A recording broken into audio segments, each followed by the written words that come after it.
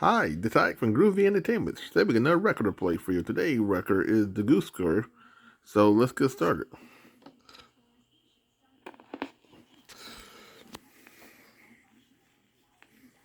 The Goose Girl. There once lived a widowed queen who had a beautiful daughter.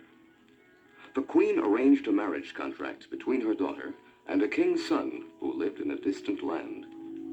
When the time for the marriage approached, the queen gathered many diamonds and jewels for her daughter's dowry, for she loved her dearly.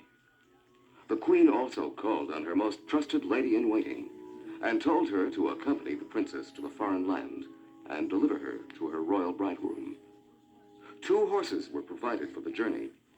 The princess's horse was named Falada, and he had the ability to speak, a quality that is rare to find in a horse. When the moment for parting came, the queen took her daughter into her chamber, and with a knife, she pricked her own finger until it bled. She then let 3 drops of blood fall on a white handkerchief, and then gave the handkerchief to her daughter, bidding her to take good care of it, as it now contained the power to protect her. The princess put the handkerchief in her sleeve and set off with a maid-in-waiting for the land of her intended bridegroom. After they had ridden for an hour or two, the princess began to feel very thirsty, and when they approached a brook, she said to her lady-in-waiting, "Get down and fill my drinking cup with water from that brook. I'm very thirsty." "Get down yourself if you are thirsty. I am not your slave." The princess was quite taken aback by this, but her thirst forced her to get off her horse and stoop and drink out of the brook. She took out her handkerchief and murmured, "Blood of my mother. What am I to do?" If your mother only knew, her heart would break in two. But the princess said nothing and quietly mounted her horse again. So they rode on some miles further. The day was warm, the sun shone hot, and the princess grew thirsty once more. By now, the princess, who had her wedding on her mind, had forgotten the previous incident. So she called to her waiting woman. "Get down and get me water to drink out of the brook." Have you forgotten? If you want a drink, you will have to get it yourself. I will not be your slave. And the princess had to get off her horse and go to the brook. And as she stooped to drink, the blood on her mother's handkerchief said, If your mother only knew, her heart would break in two. and as she drank and stooped over, the handkerchief fell out of her sleeve and into the brook. The princess, in her anguish, did not notice it. But not so the lady-in-waiting, who had observed in delight, for now the princess was without any protection. When the princess returned and tried to mount her horse, the lady-in-waiting said, One moment, my dear princess. Falada is now mine, and you can ride this old nag. But before you mount, we must make some more changes. Take off those royal garments, and you can wear my clothes. I have waited many years on your mother, the queen, for an opportunity like this. No, princess, and this is the last time I will call you princess. You must promise never to tell anyone what has happened here. "I promise." Good. Now we can proceed with our journey. The lady-in-waiting, now in the princess's clothes, mounted Falada, who had noticed everything and remembered. The princess, in the clothes of a commoner, now rode on the ordinary horse. Then, at last, they arrived at the royal castle. The prince hastened to meet them, for he had never seen his bride-to-be. He addressed the false princess. Welcome, Princess, to my father's castle. I do hope that your journey was not too troublesome. May I offer you some refreshments? Thank you, kind prince. Where is your father, the king? He will be here shortly. But let me show you to your room now. Before we go, there are 2 things that I pray you will do for me. Granted. Anything you wish. First, the horse that I have been riding, Falada, should be done away with. He stumbles quite often and is mean-spirited. He looks like quite a horse, but as you say, he will be done away with. And for your second request? This serving girl who is assigned to attend to me on my journey has proved to be an utter fool and of no use to me. Please see that she is put to feeding the pigs or some such work. She is such a pretty young girl that it's hard to believe that she's so incompetent. However, the pig feeding job is filled, and I don't know what else is available. believe me, she's an utter goose. Goose. That's it. We do have an opening for an assistant to the fellow that attends the geese. She shall be a goose girl. It will suit her perfectly. But I have never... Oh, but you shall learn, my dear. You shall learn. The young princess was stunned by the turn of events. But she did not raise a hue and cry, as she remembered her vow not to reveal the exchange that took place between her and the lady-in-waiting. Her mother, the queen, had always emphasized that a royal person never went back on a vow once given. However, though she was greatly concerned about her own condition, she was even more unhappy about the fate decreed for Falada, the talking horse. She determined to do something about this, though she wasn't sure just what to do. In her royal palace, there had always been someone to do things for her. But now, for the first time, she was on her own. So, after being shown to her tiny room in the servants' quarters, the young princess made some inquiries of the other servants. Washerwoman, do you know where they're taking the horse Falada to be executed? What? Who were you addressing in that tone? For a moment, I thought we had royalty in the servants' quarters. But for a goose girl, you're quite a mimic.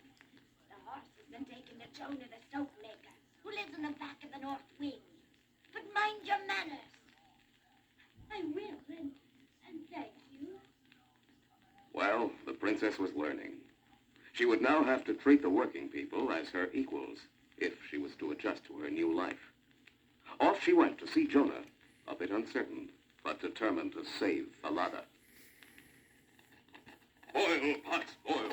Boil, pots, boil. Life is but a toil. Life is but a toil. Are you Jonah, the soap maker? Is something wrong with your nose? Can't you smell? Do you think I'm the cook making a stew in these pots? Of course I'm Jonah. Please excuse my ignorance, but I am new here. I've come to beg you not to harm the horse Falada. I have known and loved him since he was a little colt. You must be the servant girl that came with the prince's bride-to-be. I came with Falada. No matter, but I must obey the prince's orders. He said to do away with him. But that doesn't mean you have to kill him. Listen to the prince's own words. Do away with him. You will be obeying the prince by setting the horse free in the forest. I don't know. But that horse Falada is a beautiful animal, and it would be a pity. But if I did set him free in the forest, he will have little or no food. The grazing is very poor, and he will starve. I will attend to Falada's needs. For this deed, I shall reward you. Reward me? How can a goose girl give any rewards? For this is what you are to be. Well, I can save for you the fattest goose for Christmas. The fattest goose! The fattest goose!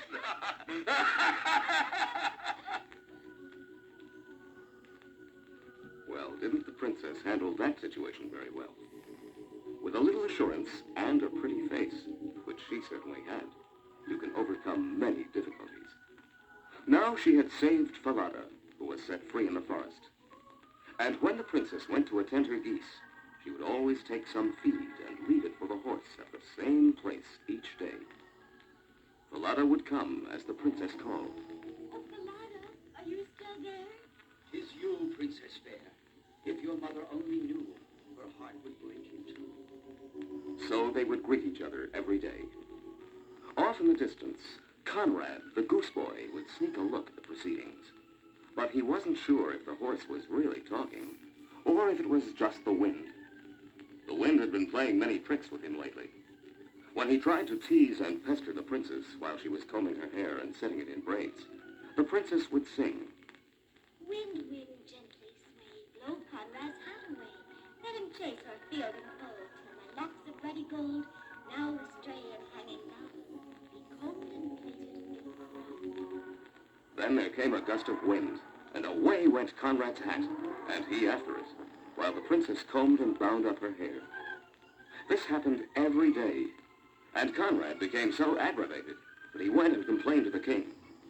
The king, though he was busy making preparations for his son's marriage, listened with considerable interest to Conrad's tale of the doings of the new goose girl. He decided to see for himself, and the next day he hid himself behind a bush. And then, as usual, the princess spoke to Falada, and the horse answered her. And then the princess spoke to the wind, and the wind did her bidding. The king noticed all, and wondered. And then he slipped unnoticed back to the castle. In the evening, he had the goose girl brought before him. You sent for me, Your Majesty? Yes, goose girl, if that is what you are. What do you mean, sire? Today I saw you talk to a horse which talked back to you. And then you commanded the wind to blow, and it obeyed. These are not the activities of a common goose girl. Tell me, who are you? That I cannot do. I am sworn to secrecy. But you must tell me. And until you do, you will remain in the next room. There's a wood stove there which you can fire to keep you warm.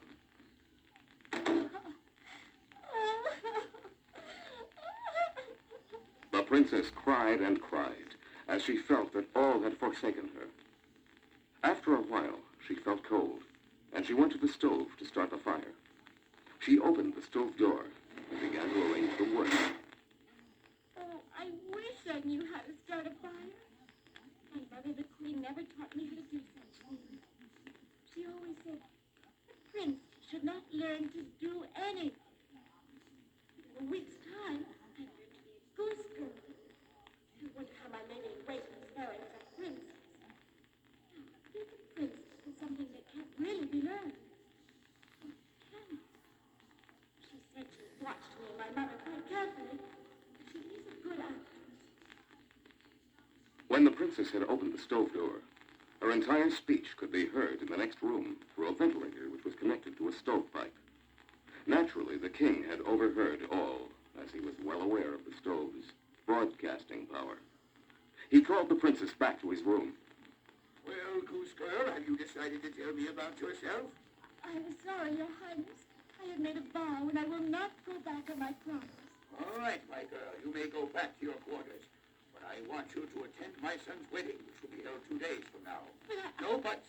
That is an order. Yes, Your Majesty. This will be the most important wedding that you have ever attended in your life.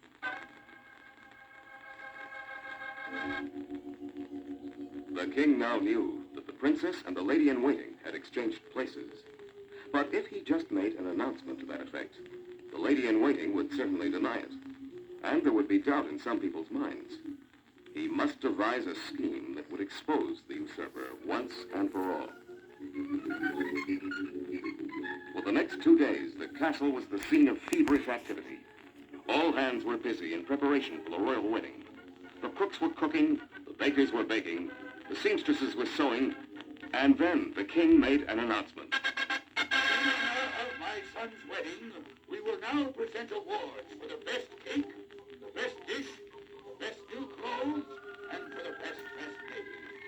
We will start with the best dressed lady contest, and there will be a special award for her lady-in-waiting. As the various ladies paraded before their king, the audience oohed and awed. The ladies looked wonderful in their silks and brocades, and their pompadoured hair and wigs. But the king, who was the sole judge, selected a lady who wore almost ordinary clothes. The guests were quite puzzled by the king's choice, as he had always been considered a man of good taste.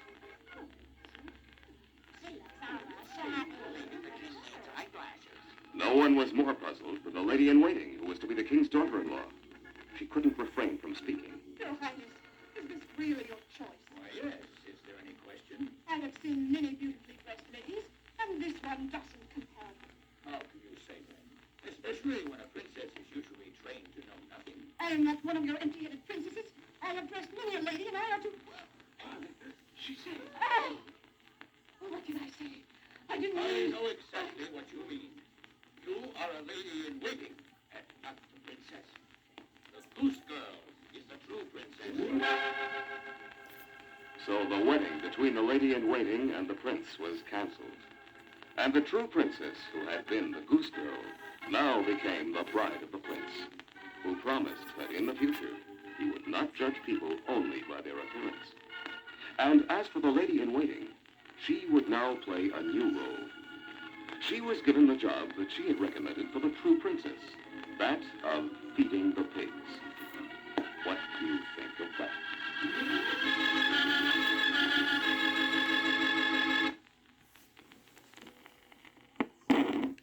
So that was the goose score. So if you like, subscribe, share, and comment, have a groovy day with another video coming out real soon.